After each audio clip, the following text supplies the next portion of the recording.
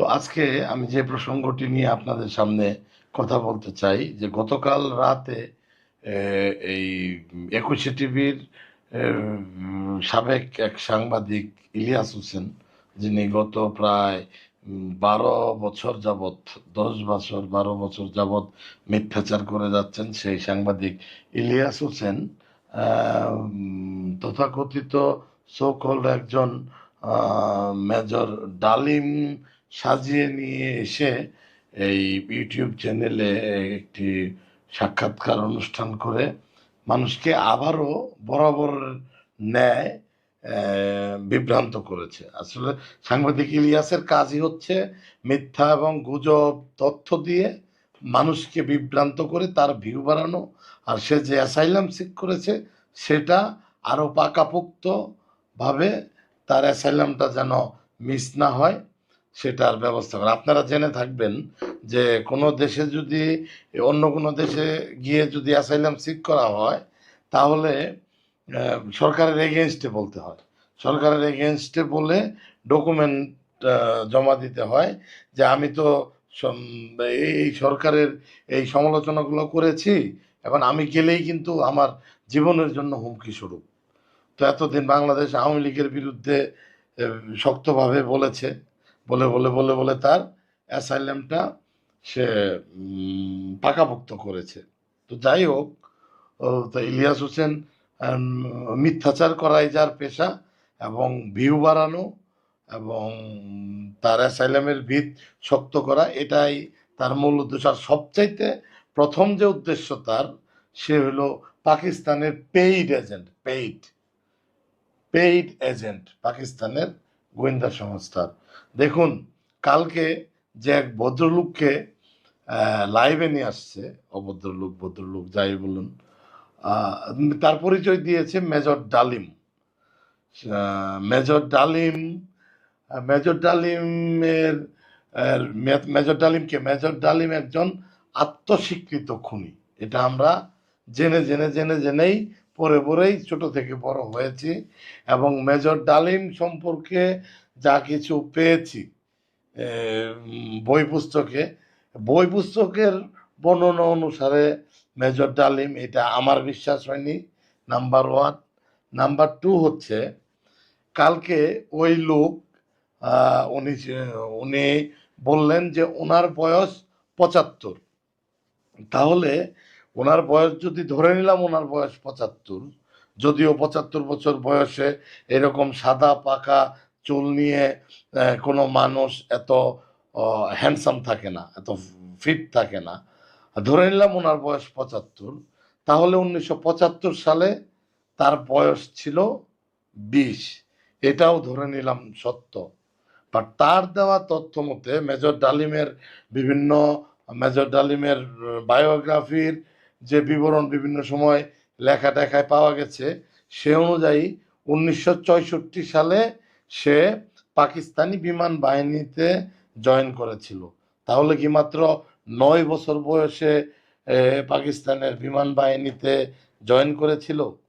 এটি আমার এই ইউটিউবের সমস্ত দর্শকদের কাছে আমার প্রশ্ন, যে 9 বছর বয়সে কিভাবে সে পাকিস্তানি বিমান বাহিনীতে জয়েন করেছে। তারপর তিনি আরেকটি কথা বলল, সে বলল মুক্তিযুদ্ধে 30 লাখ শহীদ হয় নাই, 3 লাখ শহীদ হয়েছে। বঙ্গবন্ধু ইংরেজি বলতে পারতো না, এই জন্য উনি ওইটাকে গুলিয়ে ফেলে 30 লাখ বলে ফেলেছে। কত বড় বোকা, এত দুর্বল স্ক্রিপ্ট! এখনো সেই সমস্ত পুরানা ভিডিও প্রামাণ্য দলিল বের করলে দেখা যায় বঙ্গবন্ধু কি অবলীলায় বিশ্ব নেতৃবৃন্দের সামনে ইংরেজিতে স্মার্টলি কথা বলতেছে। হ্যাঁ, অথচ সে বলল বঙ্গবন্ধু ইংরেজি বলতে পারে না, এই জন্য 30 লাখকে সে 3 লাখ বলে ফেলেছে। এটা একটা পয়েন্ট। আপনারা পুঙ্খানুপুঙ্খানুভাবে যদি খেয়াল করে ভিডিও শুনেন তাহলে ওটা দেখতে পারবেন। তারপরও আরেকটা কথা আমি ভুলে গেলাম, ইলিয়াসের লাইভ যখন শুরু হলো, তো একটা সময় পর্যন্ত এখানে ফারুক নাম লেখা ছিল, তারপর ওইটা বদলে মেজর ডালিম হয়ে গেছে।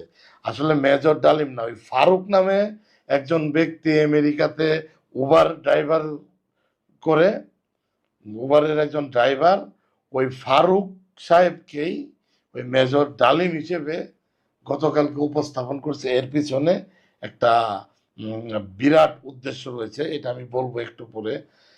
তারপরে আসেন আরেকটা জিনিস আমি আপনাদের মনে করিয়ে দিই যে বঙ্গবন্ধু কিন্তু কারাগারে থাকা অবস্থায় আন্তর্জাতিক মিডিয়া বলতেছিল সেই সময় যে এই যুদ্ধে পাকিস্তানিরা 30 লক্ষ বেসামরিক মানুষকে হত্যা করেছে।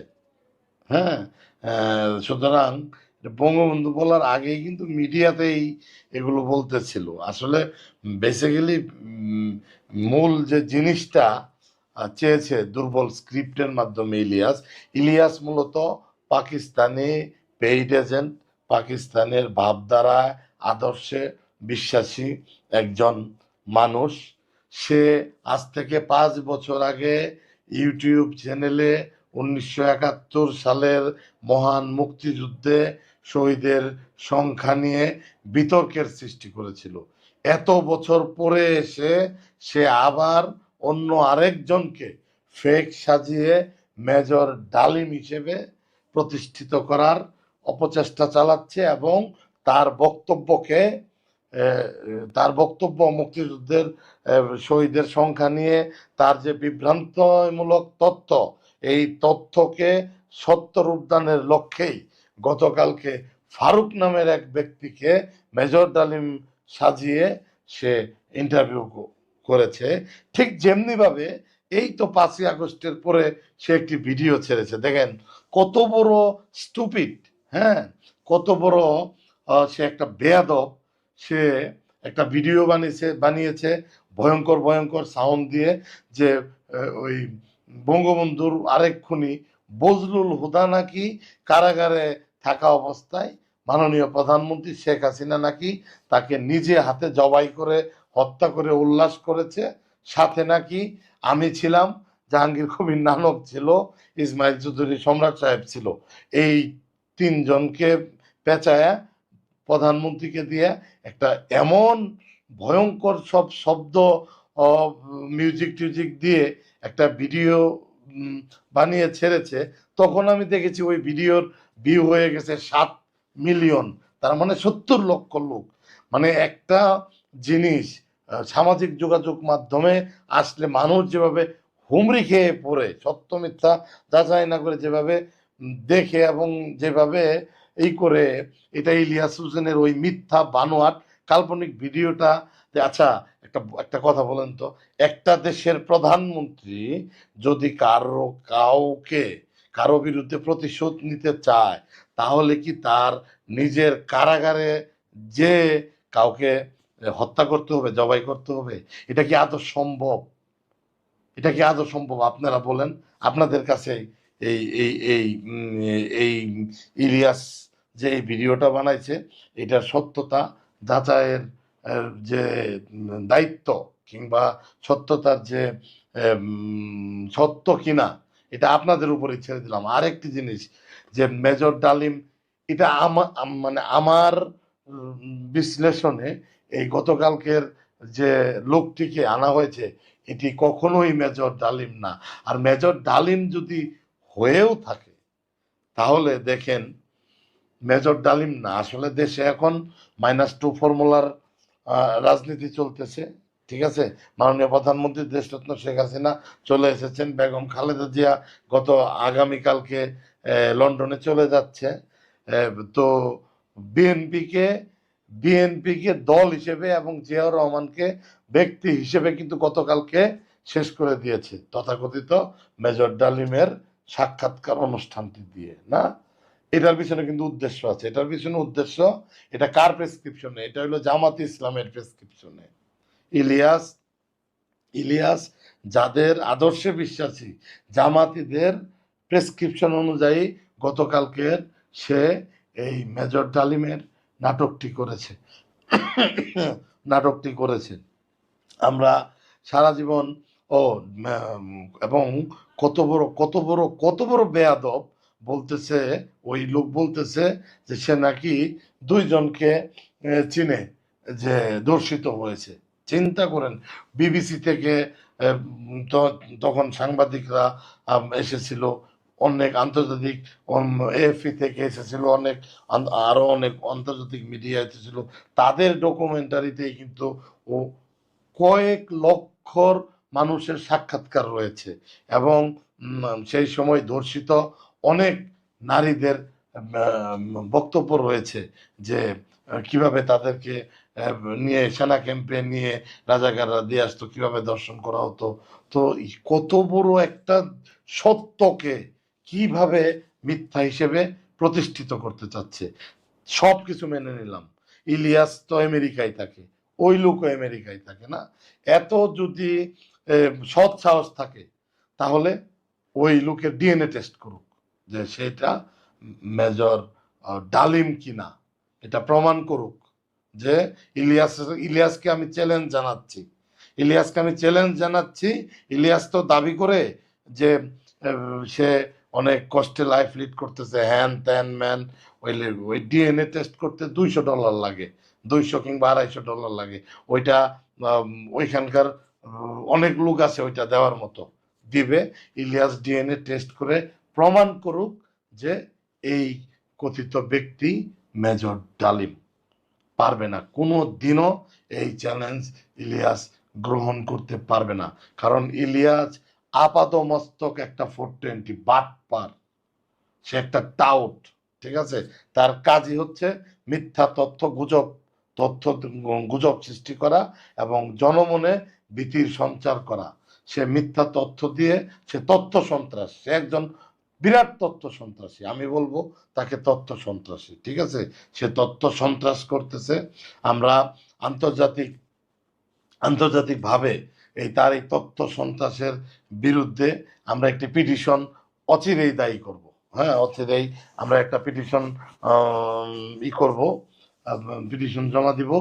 আর এই ইলিয়াসের এই মিথ্যাচারে সাধারণ মানুষ, গ্রামের মানুষ, প্রত্যন্তরের মানুষ বেশি বিভ্রান্ত হচ্ছে, ঠিক আছে। তো আমি ইলিয়াসকে ওপেন চ্যালেঞ্জ দিলাম যে ইলিয়াসের যদি ইলিয়াস যেহেতু দাবি করতেছে যে 52 বছর পরে মেজর ডালিমকে একটা জনসম্মুখে আনতে পেরেছে, ঠিক আছে, তাহলে করুক, ডিএনএ টেস্ট করে প্রমাণ করুক যে মেজর ডালিম, এই ব্যক্তি মেজর ডালিম।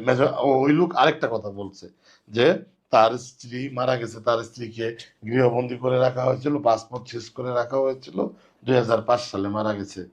আমার কথা হলো, বিএনপি তো তাদেরকে পুরস্কৃত করেছে না? তো তখন তো বিএনপি ক্ষমতায় ছিল 2001 থেকে 2005, তাহলে তার স্ত্রীর পাসপোর্ট কেন বিএনপি করে দিল না? তার স্ত্রী কেন ওই সময় মারা গেল? এগুলা কোনো তথ্যের সাথে কোনো তথ্যের মিল নেই, কোনো তথ্যের সাথে কোনো তথ্যের মিল নেই।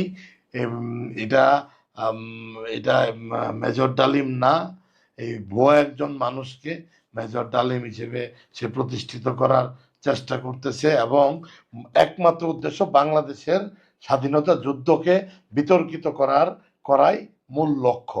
এবং ওই লোক বলল কি, যে যুদ্ধ চলাকালীন সময়েই সে জানে যে এই যুদ্ধটা ভারতের ষড়যন্ত্রের কারণে হচ্ছে।